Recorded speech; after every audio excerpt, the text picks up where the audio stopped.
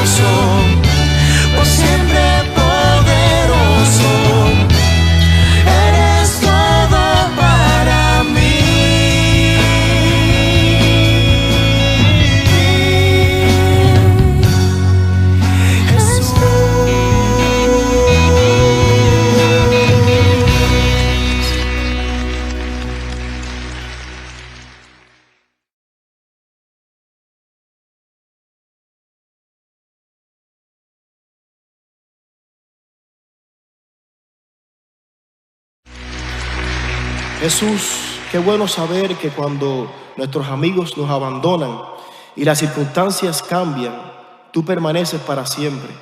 Tu amor es incondicional y eterno. Eres maravilloso y renuevas nuestras fuerzas.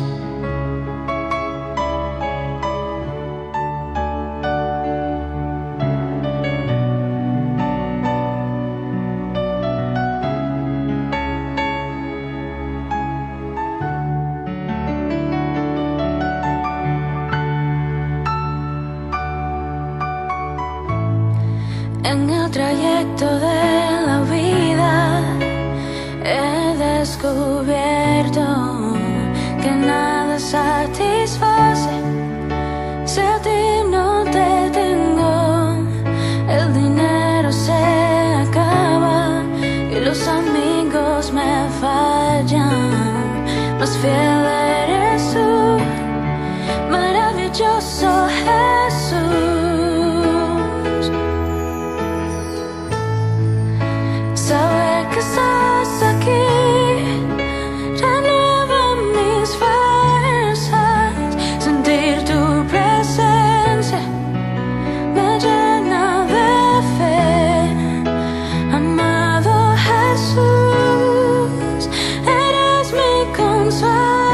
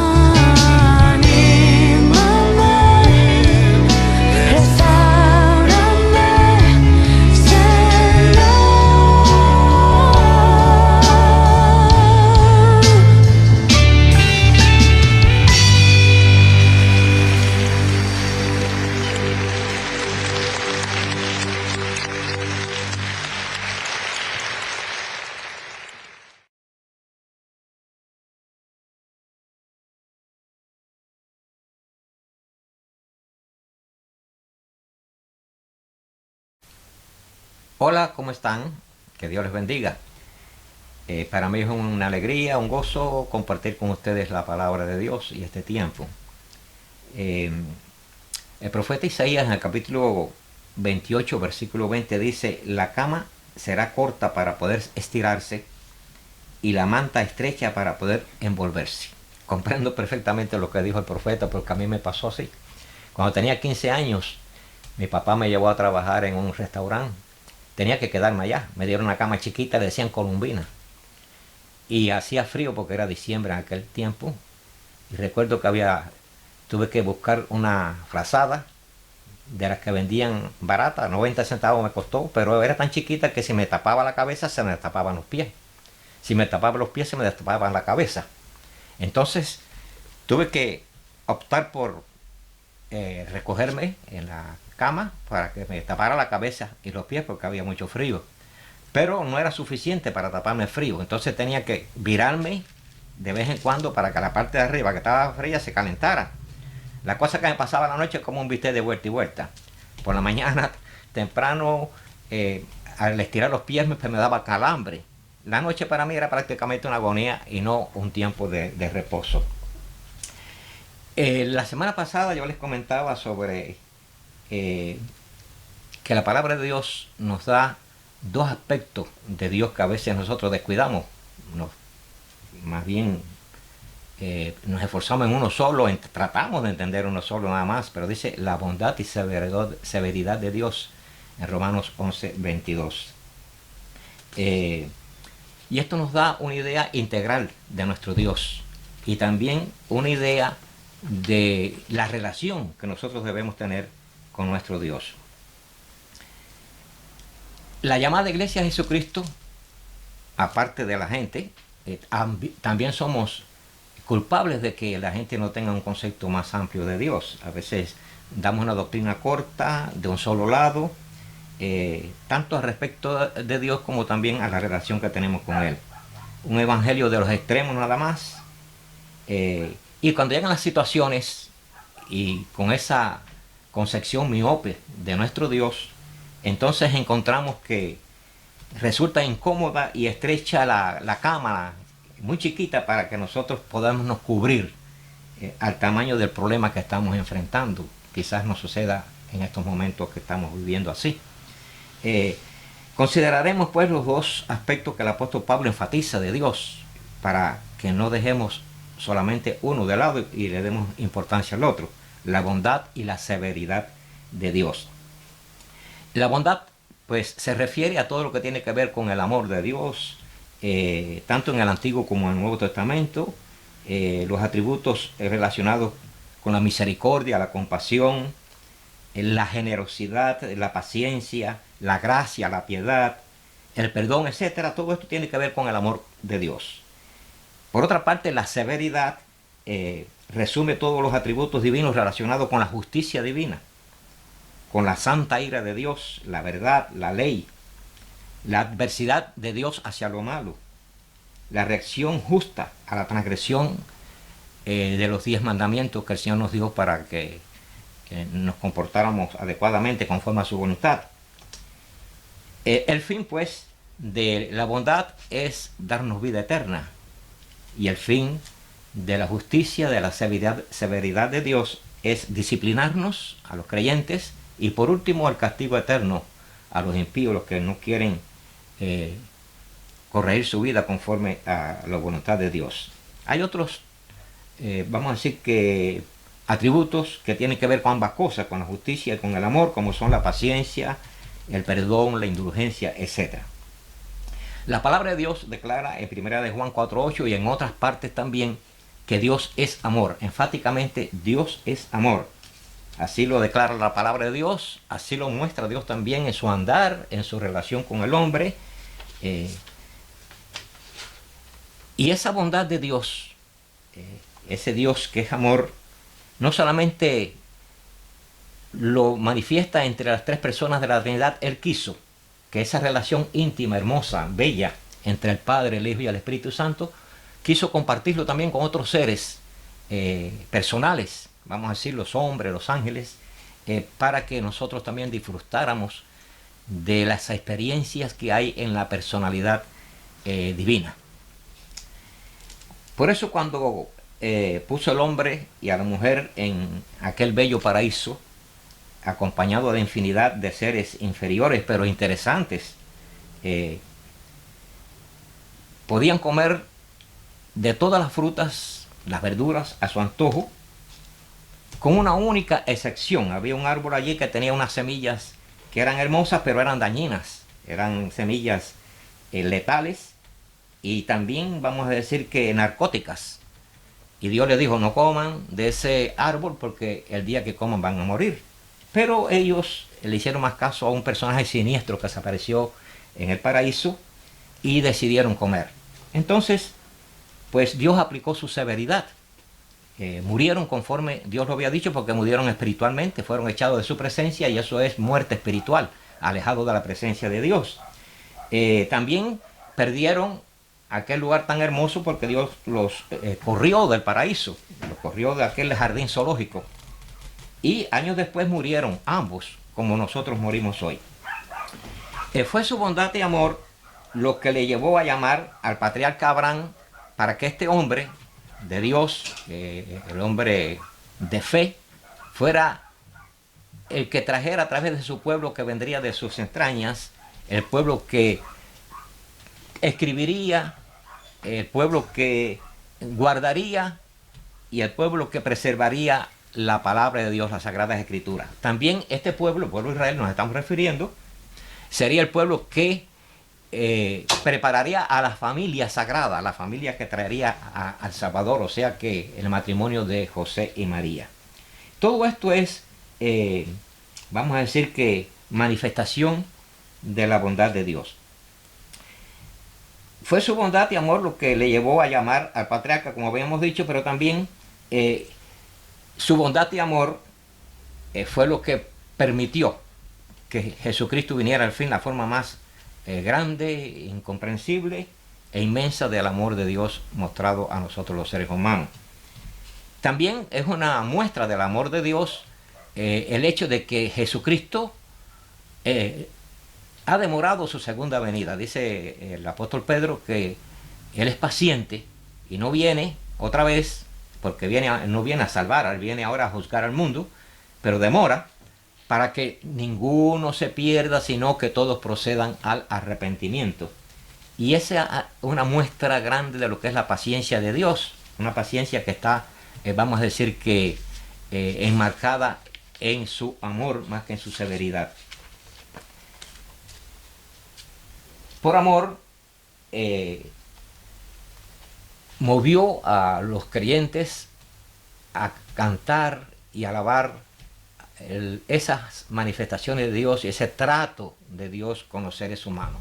Así que si vamos a analizar bien, el Señor es paciente, lento para la ira y grande en misericordia, como dice su palabra, y en ese andar los seres humanos hemos experimentado desde tiempo atrás las grandes bendiciones de Dios, de tal manera que ha movido el espíritu del poeta, del cantante.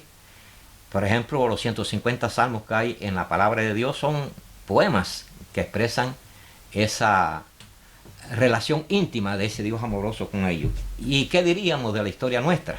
Lo mismo.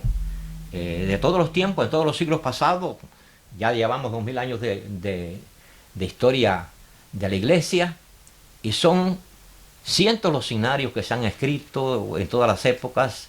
Hoy hay un movimiento tremendo de cánticos, de poesías, de canciones, que todas expresan distintos ángulos de la relación íntima del hombre con Dios. Es una relación bella. Aparte de eso, el amor de Dios se manifiesta en este hermoso, vamos a decir, hogar, el planeta Tierra. En estos días es fácil a través de YouTube encontrar programas, vamos a decir que presentaciones donde muchas personas están retratando, están tomando videos del cielo, del mar, de los árboles, de los arroyos, de las montañas.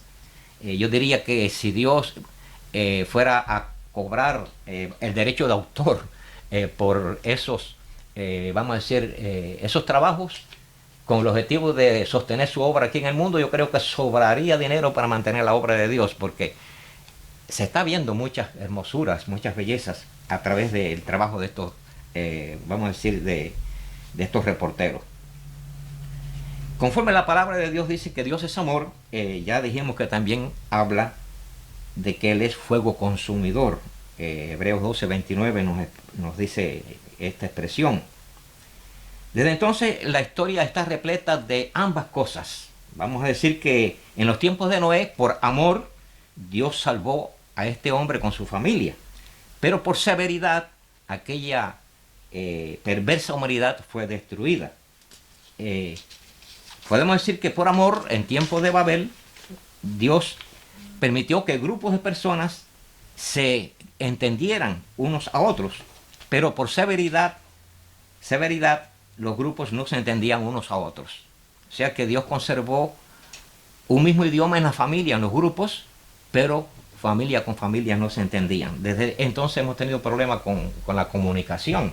Nosotros mismos estamos teniendo problemas con el inglés, porque desde Babel tenemos la dificultad de comunicarnos. En tiempos de José, por amor, Dios le permitió al pueblo de egipcio tener 7 años de inmensa prosperidad agrícola, pero también por severidad el oriente sufrió una sequía de 7 años de igual tiempo. Por amor, Dios protegió a los israelitas de las 10 plagas en Egipto. Pero por severidad, este pueblo de Egipto, pues, tuvo que enfrentar y sufrir aquellas 10 plagas tan terribles.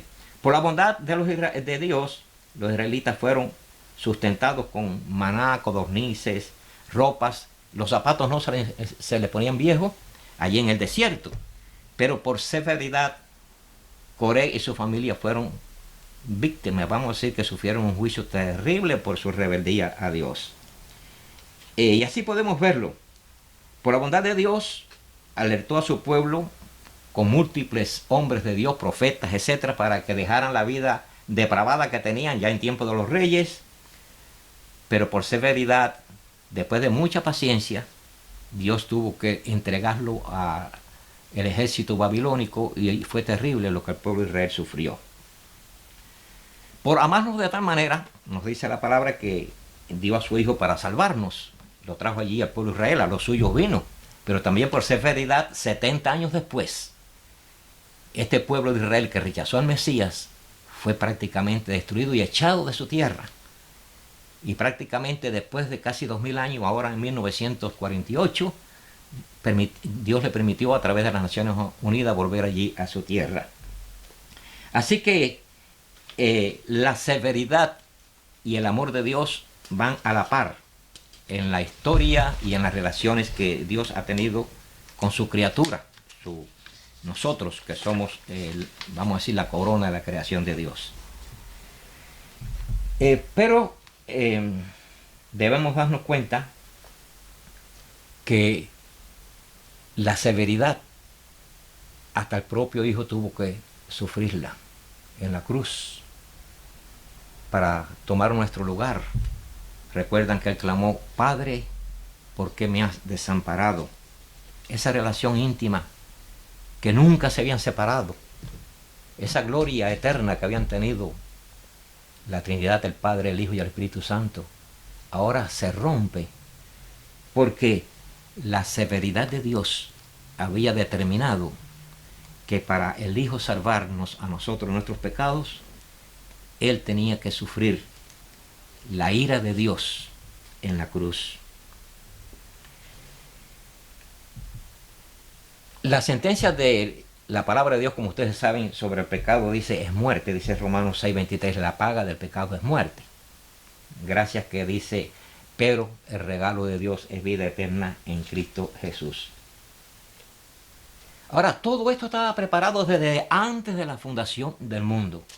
Dice que ese cordero que se inmoló por nosotros fue inmolado desde antes de la fundación del mundo. Ya estaba registrado en el proyecto de Dios, en el programa de Dios. Cuando Dios dijo, hagamos al hombre, allí en el plano de Dios estaba todo esto. Estaba también la salvación nuestra. Dice que desde antes de la fundación del mundo fuimos inscritos en el libro de la vida.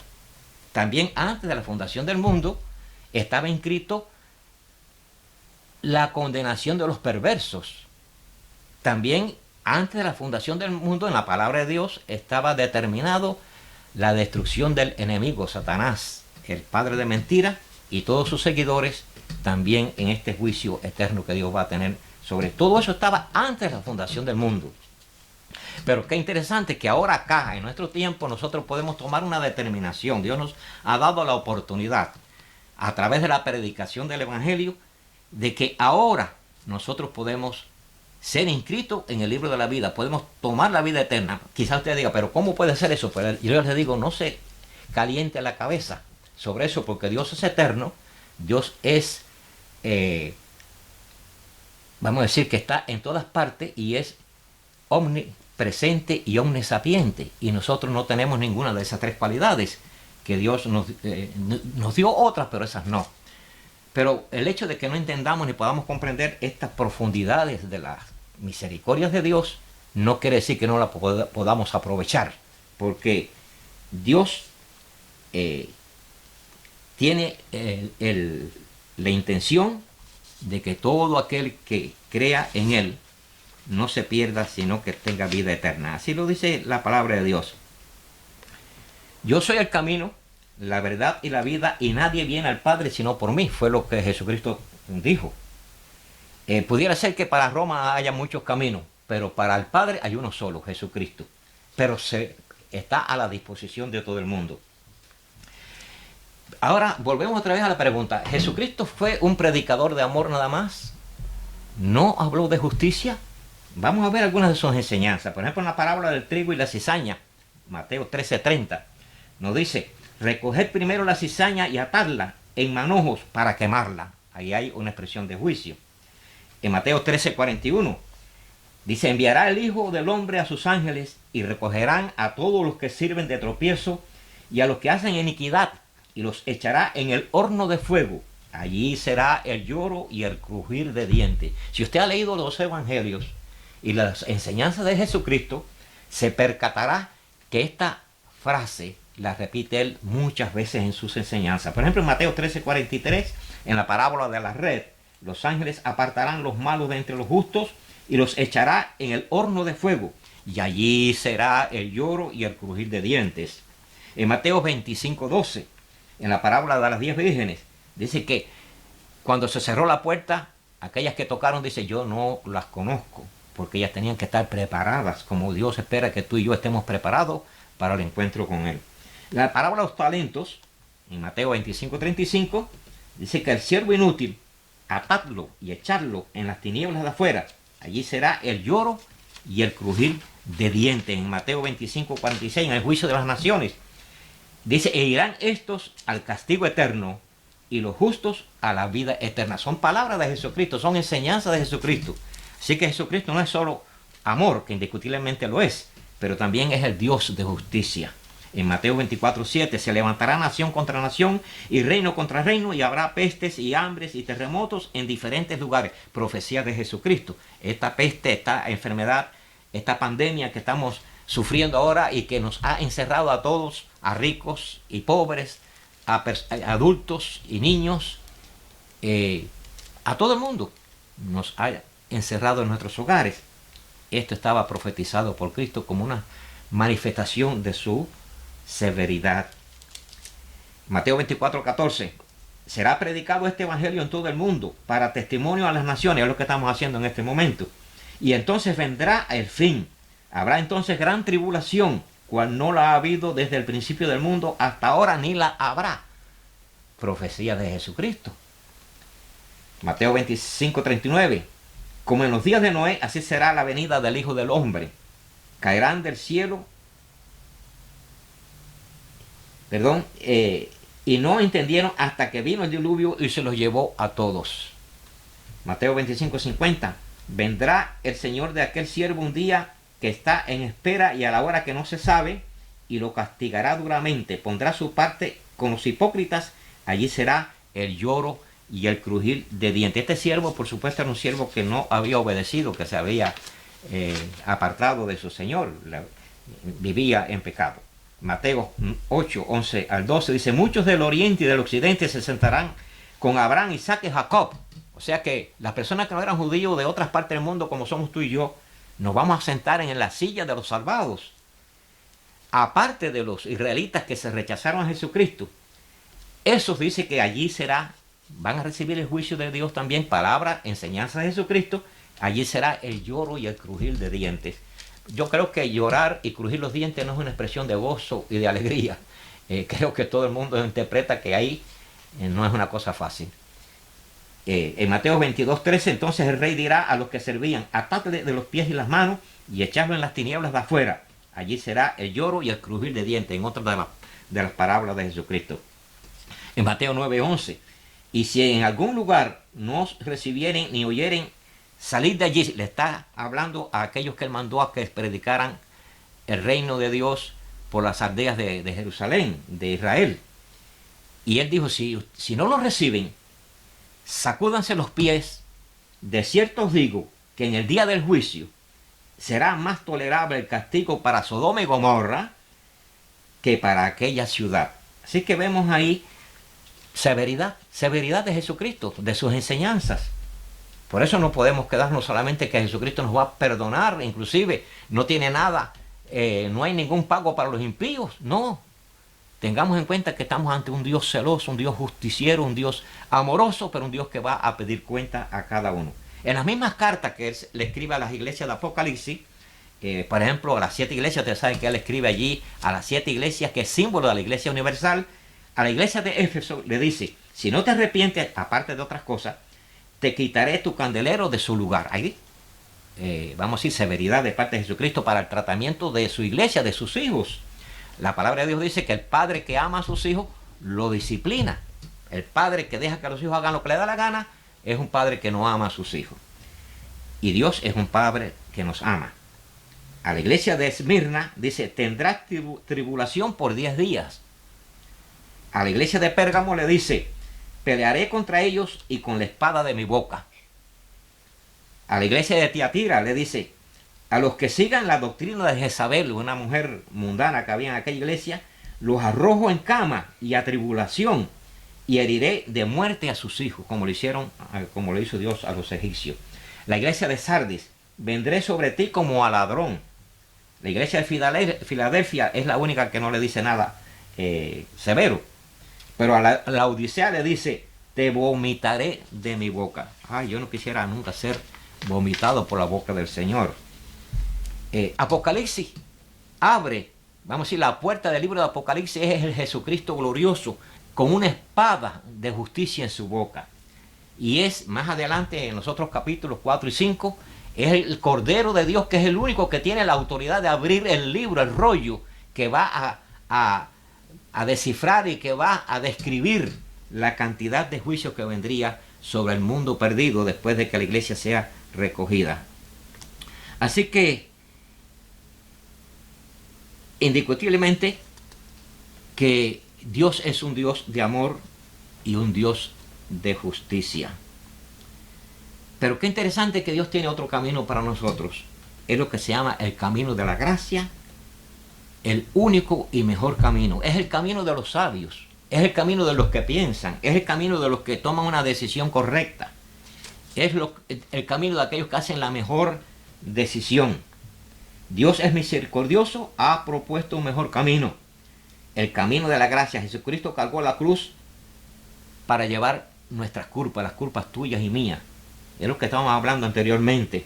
No hubiera salvación. Dios no pudiera decir: te voy a salvar, vine a amarte para salvarte, si Cristo no hubiera sufrido y cargado la culpa que tú y yo llevamos o merecíamos.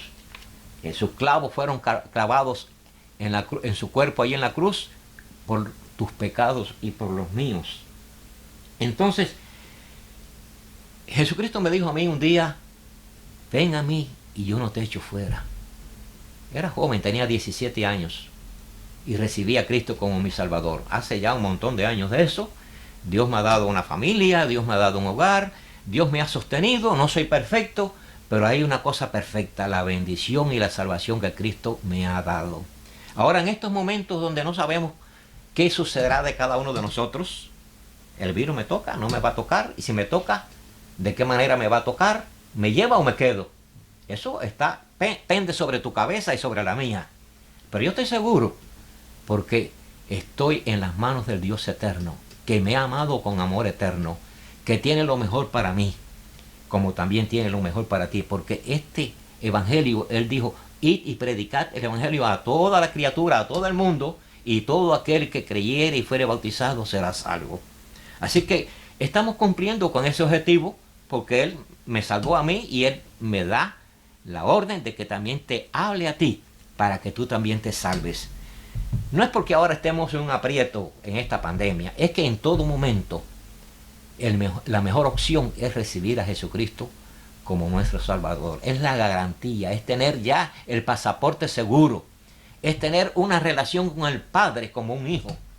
No somos un bandido, no somos delincuentes delante de Dios, porque no estamos sujetos a su severidad, estamos dentro del manto de su amor eterno. Yo quisiera que tú también meditaras en esto y en este momento te apropiaras de esa salvación tan grande que Él vino a dar para ti y para mí. Decía el escritor del libro de los Hebreos, ¿cómo escaparemos nosotros si descuidamos una salvación tan grande? Esa salvación es para ti. Si ya le tienes, amén. Busca al Señor, ora por otros para que también le conozcan. Pero si tú, que estás oyéndome en este momento, no tienes a Jesucristo, ahora es el momento de salvación. Yo quiero ayudarte, porque alguien me ayudó a mí y disfruto de esa salvación. Si quieres recibir a Jesucristo en este momento, haz esta oración conmigo en este momento. Sencillo. Cierra tus ojos para que te concentres y repite estas palabras con tu corazón. Bendito Dios, te doy gracias por Jesucristo. Él vino a morir y cargó todos mis pecados en la cruz. Te agradezco eso infinitamente y te pido, Señor, que tomes la dirección de mi corazón. Yo me pongo en tus manos. No quiero seguir deambulando más por este mundo sin salvación y sin esperanza. Quiero tenerte a ti, el autor de la vida, el que da esa salvación tan grande. Acéptame como un hijo tuyo.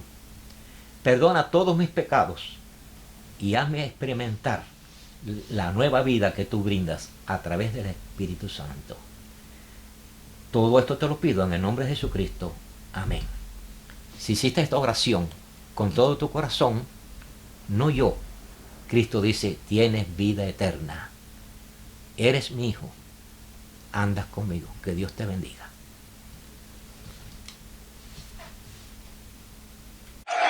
Si hay algún latino que tiene gozo y que trajo sus manos para agradecer a Dios, este es el tiempo de usarlas.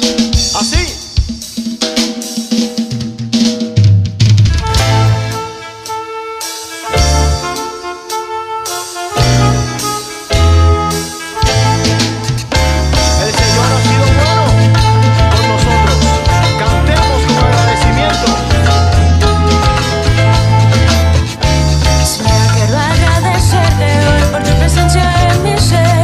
Porque a pesar de mis tormentas, Dios te ha mantenido siempre fiel.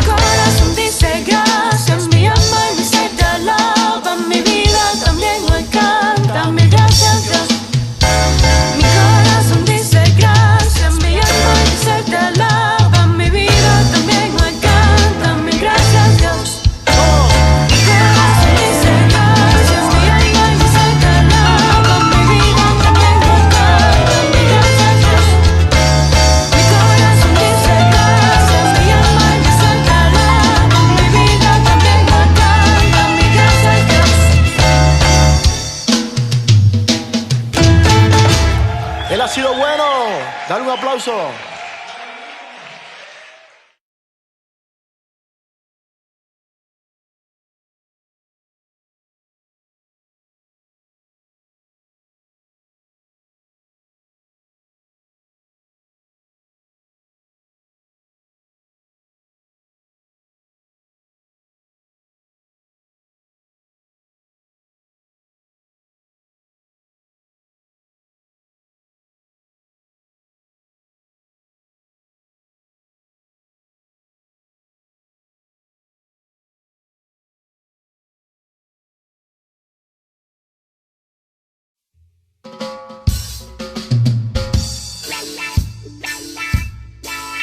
Hey, hey, you gave it all up for me when you died on the cross. You paid for me salvation.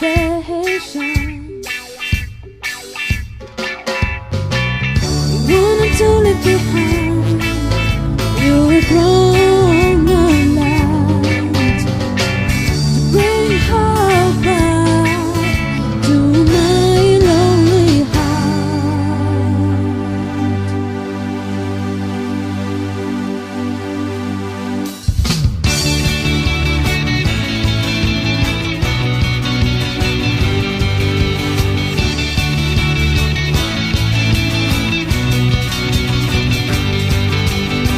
You gave it all up for me when you died on the cross.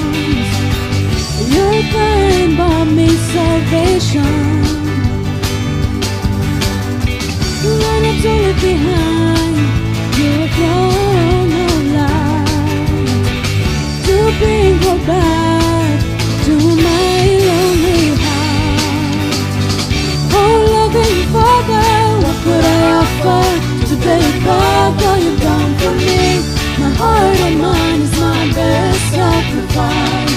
Take it all, accept it now, Jesus. Everything changed when I gave my heart to you. You're not my protector and my friend. I don't deserve you, yet with passion you have loved me. Oh, how I desire you, my Lord.